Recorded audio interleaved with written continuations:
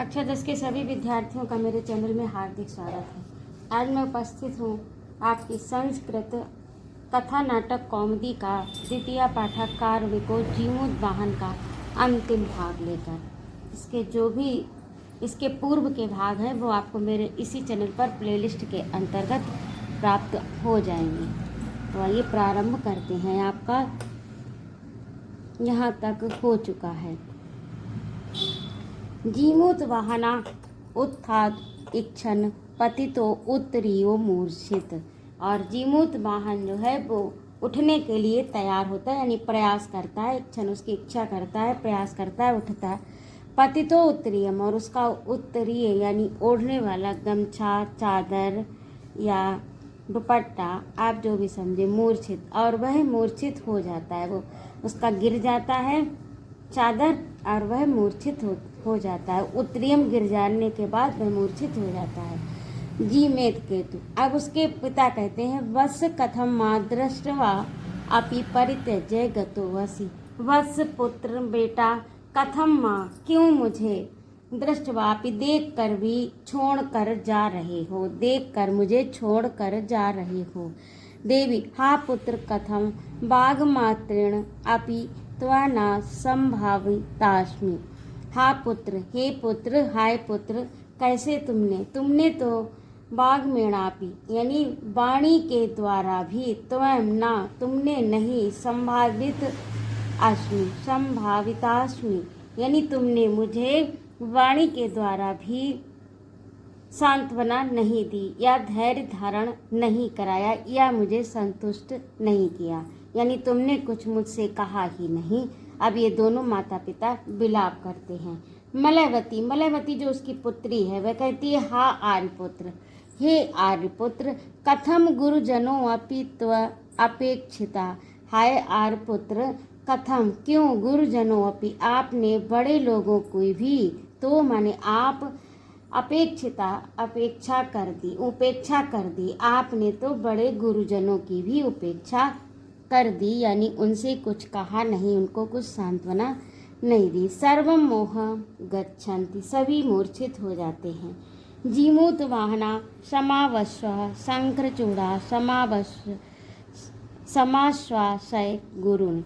जीमूतवाहना समाश्वस्य शंखचूड़ा समाश्वास गुरुन्।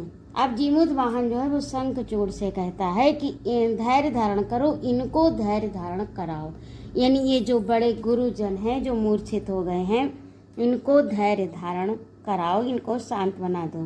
शंखचूड़ा तात समाश्वसिहि माता समाश्वसिहि, यानी तात पिता आश्वस्त होइए, धैर्य धारण कीजिए, माता आश्वस्त होइए, धैर्य धारण कीजिए। जीमूतवाहना मरणावस्था में नाट्यति, जीमूतवाहन जो है वो मरने की अवस्था का नाटक करता है। ये नाटक है ना, तो यहाँ पर मंचन हो रहा है। जीमूत केतु संभ्रमम हा बस किमेपि करोस, यानी घबराकर कहता है कि हा बस, हे पुत्र, हे बेटा, किमेपि करोस, ये तुम क्या कर रहे हो। अब अगला है देवी जो उसकी माता है। हा किमनु खल वेदम बदती, तुम मुझे, हाय अपने पुत्र को संबोधन करके कहती, हाय न खल वेवम बदती, तुम कुछ नहीं बोल रहे। परित्राध्यव्य, अब इसमें तुम्हें क्या बोलना चाहिए, तुम कुछ बोल नहीं रहे हो, जबकि तुमको बोलना चाहिए एस खल में पुत्र को विपद्यते, ये बोलना चाहिए कि त्राय माँ, मतलब मेरी रक्षा करो, मेरी रक्षा करो, इस प्रकार का निश्चय ही तुम्हें बोलना चाहिए। पुत्र विपत्ति में तुम पड़े हो तो तुम्हें इस तरह से, यानी तुम्हारे प्राणों पर संकट है तो तुम्हें इस तरह का वाक्य बोलना चाहिए कि रक्षा करो, रक्षा करो। गरुणा स उद्वेगम, अब गरुणा जो है सहसा वेग से उठता है। कष्टम उपरतयो अयम महात्मा, ये महात्मा जो है, ये महात्मा कहा गया है जीमूतवाहन के लिए।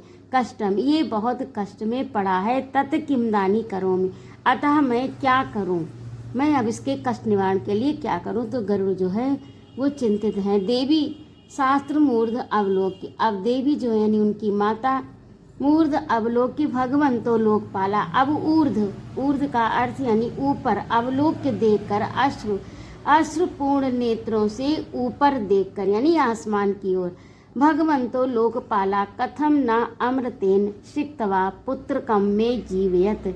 हे लोकपाल, अब वो ऊपर देखकर आसमान की ओर देखकर प्रार्थना करती हैं कि भगवान लोकपाल कथम क्यों नहीं, ना अमृतेन अमृत से नहीं, क्यों नहीं अमृत से सिक्तवा सींच कर पुत्र कम में जीवित मेरे पुत्र को जीवित करते हो।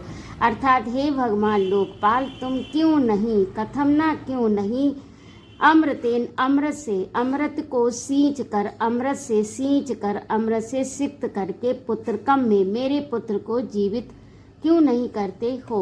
गरुड़ा सहर्षम आत्मगतम, अब गरुड़ जो है वो सहर्ष अपने आत्मगतम यानी अपने आप से कहता है, अये अमृत संकीर्तना साधु स्मृतम, अब वह जो है अमृत संकीर्तना साधु स्मृतम याद करता है। अब वो सोचता है कि प्रसार किया जाए, फैलाव किया जाए काहे का, अमृत संकीर्तन का, तो इससे इसको लाभ होगा। मन ने प्रमष्टम अयसा, और ये जो आयस मुझको प्राप्त हुआ है यानी इसको मारने का जो आयस मुझको प्राप्त हुआ है वह भी नष्ट हो जाएगा। तथावत त्रिदशपतिम अव्यर्थ तद सृष्टे अमृत वर्षेण न केवलम जीमूत वाहनम एतन अपि पूर्व भक्षितान अस्ति शेषान उरगपतीन प्रयुज्य जीवयाम तदय गतो अस्मि। अब जो गरुड़ हैं वह अपने आप से कहते हैं कि इस प्रकार से यदि वर्षा हो जाए, फैलाव हो जाए तो क्या हो कि ये जीमुत वाहन ही नहीं बल्कि और मेरे ये जो अयस है यानी अपयस है वह भी नष्ट हो जाए। तथावत, और अब तक, इसके बाद वो क्या करता है, तदावत यानी त्रिदशपति अभ्यर्थ यानी त्रिदशपति कहते हैं इंद्र को, वह इंद्र की पूजा, उसके बाद वो इंद्र की पूजा करता है। और तद सृष्टि ने अमृत वर्षेण न केवलम, और उनकी सृष्टि उनसे प्रार्थना करता है कि इस अमृत वर्षा को कर दो, और इस अमृत वर्षा से क्या होगा, न केवलम जीमूत वाहन, केवल जीमूत वाहन ही नहीं बल्कि पूर्व भक्षितानि, पूर्व में खाए हुए अस्थि शेष, और मतलब उनका मांस और रुधिर खा लिया गरुड़ ने, और उनकी अस्थियां यानी हड्डियां शेष बची हैं। उरगपति जो सांप के जो श्रेष्ठ सर्प हैं, यानी पति का मतलब यहाँ पर जो श्रेष्ठ नाग, श्रेष्ठ सर्प है, और पूर्व में भक्षिता, पूर्व में गरुड़ के द्वारा जो खाए गए हैं और उनकी अस्थि बची हैं, तत्यु प्रतियुजीवयामि, वे भी पुनः जीवित हो जाएंगे। तदयम गतो अस्मि, अतः मैं जाता हूँ। अब कहाँ जाता, अब इसके बाद में वह स्वर्ग लोक में जाते हैं और वहाँ से अमृत वर्षा कराने का प्रयास करते हैं। इति साटोपम परिक्रमय निष्क्रांता, और वह शीघ्रता से परिक्रमय यानी परिक्रमा करके निष्क्रांता निकल जाते हैं। तथा प्रविशित संभ्रमा गौरी, और अचानक जो है गौरी प्रकट हो जाती हैं। गौरी अर्थात देवी पार्वती। जीमेत केतु अये कदनो अमोघ दर्शना भगवती गौरी, अरे कथम किस प्रकार से, अमोघ दर्शन हे भगवती गौरी, आपके दर्शन क्या कहूँ बहुत ही अमोघ हैं, आपके दर्शन बहुत ही अमोघ हैं भगवती गौरी। भगवती गौरी के दर्शन बहुत ही अमोघ हैं। गौरी नायकम उपसृति, गौरी जो है वो नायक के समीप जाकर कमंडल उदकेन व सिंचय, कमंडल के उदक से यानी कमंडल में जो जल स्थित है उससे उदकेन सिंचय, उसको सिंचित करती हैं यानी उस पर छींटा मारती हैं। वत्स जीव, हे वत्स बेटा जीव, जियो जीमुत वाहन ते परितुष्टामि, मैं तुमसे परितुष्ट हूँ, मैं तुमसे प्रसन्न हूँ। हे जीमुत वाहन, तुम जीवित हो जाओ, मैं तुमसे बहुत ही संतुष्ट हूँ। जीमुत वाहना उत्तिष्ठते, उसके बाद जीमुत वाहन जो है वह उठ जाता है।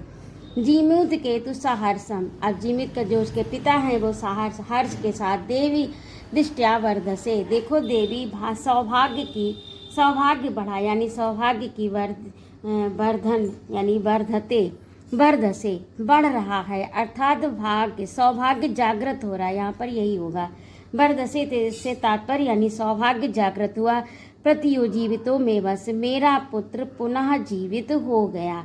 देवी भगवत्या गौर्या प्रसादेन, अब देवी जो उसकी माता है वो कहती है भगवती गौरी के प्रसाद से।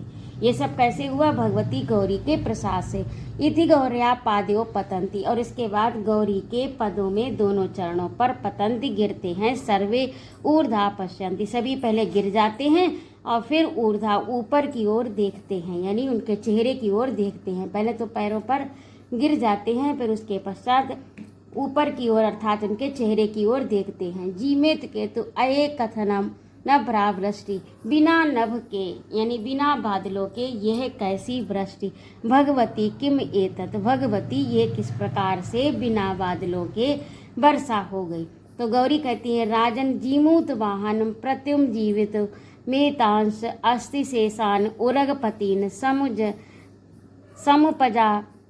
समुपजात पश्चातापेन पक्षिपतिना गरुड़ेन देवलोकादि अमृत वृष्टि पातिता। अब ये जो है गौरी कहती हैं कि ये जो वर्षा, ये कह रहे हैं कि जीमूत कहती ये बिना बादलों के वर्षा कैसे हो रही है। तो गौरी कहती हैं कि हे राजन, जीमूत वाहन के पुनः जीवित होने के बाद में शेषांश यानी जो शेष अस्थियां बची है, यानी गरुड़ के द्वारा जो खाए हुए सर्प हैं और उनकी शेष अस्थियां जो हैं, उरगपतिन सर्प जो श्रेष्ठ सर्पों की वह शेष बची हुई, गरुड़ के द्वारा खाए जाने पर उरगपतियों की शेष बची हुई अस्थियां उसका पश्चातापेन यानी उसका पश्चाताप है। अब गरुड़ जो है वो पश्चाताप कर रहे हैं कि पश्चाताप गरुड़ ने किया कि मैंने व्यर्थ ही इन सबको कष्ट दिया और इतने सर्प मैंने जन्म से खाए हैं। तो उसी पश्चाताप के फलस्वरूप गरुड़ जाकर स्वर्ग में यह अमृत की वर्षा करते हैं। पक्षीपतिना, पक्षीपति के द्वारा गरुड़ यानी पक्षियों के पति पक्षीराज गरुड़ के द्वारा देवलोकादि अमृत वृष्टि पातिता, ये देवलोक से अमृत की वर्षा की गई है। जब जीमूत केतु पूछता है कि ये बिना बादलों के गौरी कैसे वर्षा हो गई, तो गौरी कहती है कि गरुड़ को इस समय पश्चाताप हो रहा है कि मैंने इतने सारे सर्प खाए हैं। तो जीमूत वाहन के पुनः जीवित होने के पश्चात श्रेष्ठ सर्पों की बची हुई अस्थियां उन पर भी अमृत वर्षा हुई, जिससे कि वह पुनः जीवित हो जाएं। और ये वर्षा पक्षीराज गरुड़ ने स्वर्ग से की है।